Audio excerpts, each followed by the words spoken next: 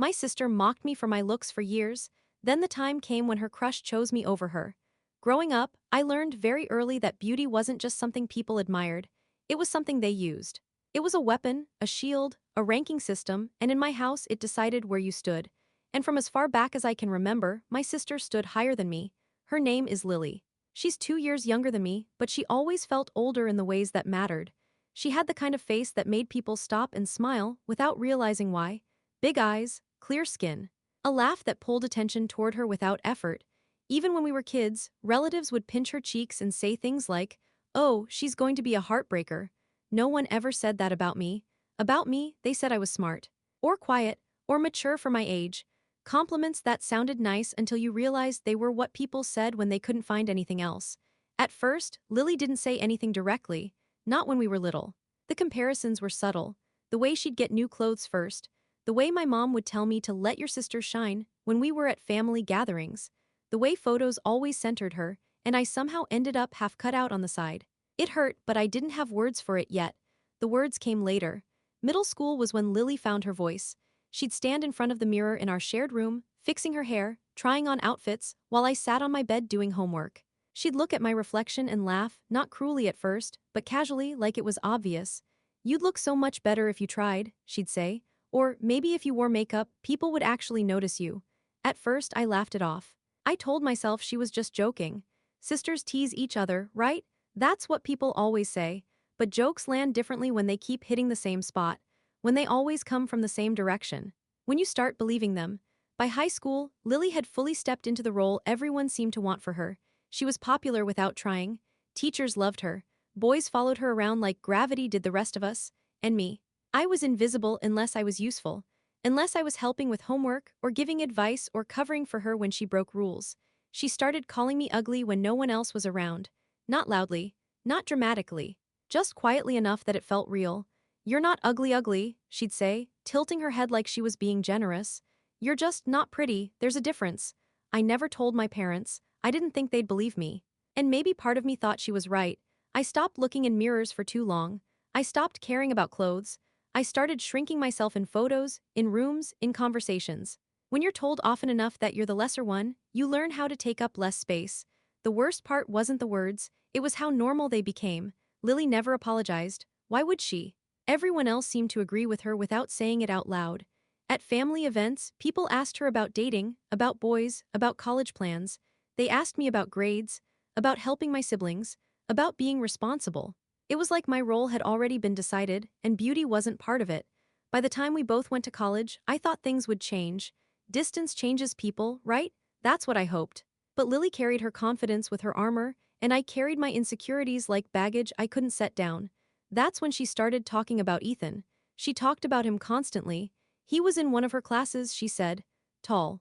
Quiet, smart in a way that didn't need to show off. She'd describe his smile, the way he listened when people spoke, the way he didn't chase attention like other guys. She said he was different, and the way she said his name made it clear she wanted him. I listened. I always listened. That was my role. "He's totally my type," she told me one night while scrolling through her phone. "I think he likes me too. He keeps asking questions during class, and I catch him looking at me sometimes." I nodded, even though something in my chest tightened. Not because I liked Ethan, I didn't even know him, but because I knew Lily, and I knew what it would do to her ego if things didn't go the way she expected. A few weeks later, I met him. It was accidental. I was in the campus cafe, half asleep, trying to finish an assignment, when someone asked if the seat across from me was taken. I looked up, and it was him, Ethan. I recognized him immediately from Lily's photos. He smiled politely, not flirty, not confident, just kind. We talked, about classes, about books, about how bad the coffee was. It was easy in a way I wasn't used to. He didn't stare, he didn't interrupt. He didn't act bored when I spoke. When Lily joined us later, she looked surprised to see us laughing. From that day on, Ethan started showing up in places where I was. Study groups, the library, group projects, always respectful. Always kind.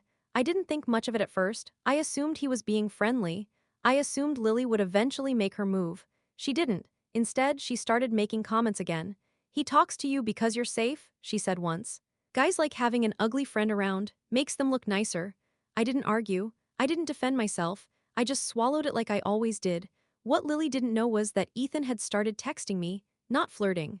Not confessing, just checking in, asking about my day, sharing random thoughts. Slowly, gently, he started seeing me in a way I wasn't used to being seen, and I started feeling something dangerous, not attraction at first. Recognition. Ethan noticed things about me. He remembered details. He asked questions and waited for the answers. He never once compared me to my sister, never once made me feel like I was standing in someone else's shadow. I tried to pull away, I really did. I didn't want trouble, I didn't want to hurt Lily. I didn't want to believe, even for a second, that someone she wanted might see me instead. But feelings don't ask for permission. One afternoon, Ethan walked me back to my dorm. We stopped outside and there was a pause. The kind that stretches just long enough to mean something. He looked nervous, hands in his pockets, eyes flicking away and back again. "I need to tell you something," he said. My heart started racing. Before he could finish, Lily appeared at the end of the path. Her smile dropped when she saw us standing there. Something sharp flashed across her face, and I knew, deep down, that nothing between us would ever be the same again. And in that moment, standing between the sister who had spent years tearing me down and the boy who was quietly choosing to see me, I realized something painful and powerful at the same time. This wasn't just about a crush, it was about years of being told I was less, years of being taught to stay small, years of believing I didn't deserve to be chosen. And that belief was about to be tested in a way I never saw coming. Lily didn't say anything at first when she saw Ethan and me standing there. She just smiled, but it was the kind of smile that didn't reach her eyes. I knew that smile. It meant she was already rewriting the story in her head, and I was about to be cast as the villain. Ethan noticed the shift immediately. He straightened, stepped back slightly, and greeted her politely. Lily responded, but her attention wasn't on him anymore. It was on me, on the way I stood, on the fact that I hadn't stepped aside like I usually did. Later that night, she confronted me in our dorm room. She didn't yell. Lily never yelled. She spoke calmly, which somehow made it worse. She asked why I was leading him on, why I was confusing him, why I couldn't just stay in my lane. She reminded me, gently but firmly, that she liked him first, that everyone knew that it was unfair of me to even think I had a chance. I tried to explain. I told her I never planned for this. Ethan talked to me first. That I didn't do anything intentionally. But the more I spoke, the colder her expression became. Finally, she laughed. A short, sharp sound. "Be honest," she said. "Do you actually think he likes you?" That question landed harder than anything she'd ever said before. Because part of me still didn't know the answer. Part of me still believed she was right, that this was temporary, that he'd eventually realize his mistake. But then Ethan texted me. He said he felt something shift earlier. He said he didn't want to leave things unsaid. He told me clearly, carefully, that he liked me, not in comparison to Lily, not as a backup. Me. He said he admired how thoughtful I was, how observant, how quietly strong. He said he felt calm around me in a way he didn't with other people. I cried after reading that message. Not because it was romantic, but because it was the first time someone had named parts of me I'd learned to hide. When Lily found out Ethan had asked me out, everything exploded. She accused me of betrayal. She told our friends I'd gone behind her back. She told our parents I'd always been jealous of her. Old narratives resurfaced, the ones where she was the shining one and I was the bitter shadow. And for a moment, I almost believed them again. Almost. The difference this time was that I didn't collapse inward. I didn't apologize for existing. I didn't step away quietly so she could have what she wanted. I stood still. I listened. And I realized something painful but freeing. Lily didn't hate me because Ethan chose me. She hated me because, for the first time, the story she'd been telling herself didn't work anymore. Ethan didn't argue with her. He didn't defend himself aggressively. He simply told her the truth, that he respected her, but he wasn't interested in a relationship with her, that his feelings weren't a competition, that he didn't choose me to hurt her, but because he genuinely cared about me. She didn't accept it, she couldn't. Accepting it would mean questioning years of believing she was better, prettier, more deserving. The fallout was messy. Some people took her side, some stayed quiet. A few surprised me by reaching out privately, admitting they'd never seen me the way they should have. I learned who was comfortable only when I stayed small. Dating Ethan wasn't a fairy tale. It was gentle, real, sometimes awkward. He didn't pedestal me and he didn't need to save me. He simply met me where I was. That was new, that was terrifying, and that was healing. Lily and I barely spoke for months. When we finally did, it wasn't dramatic, it was tiring. She told me I'd changed. I told her I hadn't. I just stopped pretending. She said life would be harder for me because people don't like women who don't know their place. I told her I'd already lived that life, and I was done with it. What hurt the most wasn't losing her approval. It was realizing how much of myself I'd given up trying to earn it. Over time, things settled, not perfectly, not neatly, but honestly. Lily moved on, she dated other people, she remained beautiful in the way the world rewarded her, I remained myself, and for the first time, that felt like enough. Looking back now, I don't see that story as one where my sister lost and I won.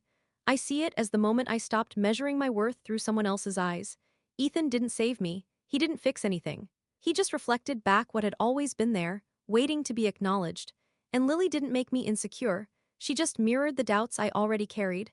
The real change happened when I chose not to believe them anymore. If you've ever been the sibling who stood in the background, the one praised for being nice instead of being seen, the one taught to stay quiet so someone else could shine, I want you to know this. You don't become worthy when someone finally chooses you. You were already worthy when no one did. Sometimes, the person who chooses you first has to be you. If this story resonated with you, share your thoughts in the comments. I read every one. And if you want more real, emotional stories like this, make sure you subscribe.